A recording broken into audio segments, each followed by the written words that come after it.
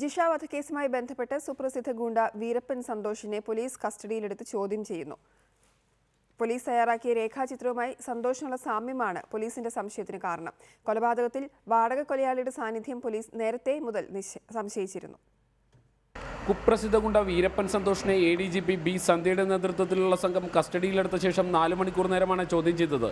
ജിഷയുടെ കൊലപാതകത്തിൽ വാടക കൊലയാളിയുടെ സാന്നിധ്യം പോലീസ് സംശയിക്കുന്നുണ്ട്.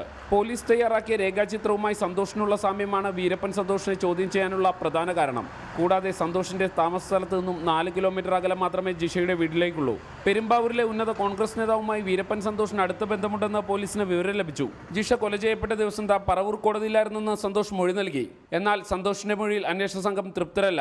ചന്ദനമരങ്ങൾ കൊള്ളയടിച്ച് കടത്തുന്നതിനിടയിൽ വണ്ടി തടഞ്ഞ ഡിവൈഎസ്പിയുടെ നേരെ തോക്ക് ചൂണ്ടി കടന്നു കളഞ്ഞതോടെയാണ് പോലീസ് ഇയാൾക്ക് വീരപ്പൻ സന്തോഷ് എന്ന ഇരട്ടപ്പേര് നൽകിയത്. സന്തോഷിനെ ഇന്നും അന്വേഷണ സംഘം ചോദ്യം ചെയ്യും. റിപ്പോർട്ടർ, കൊച്ചി.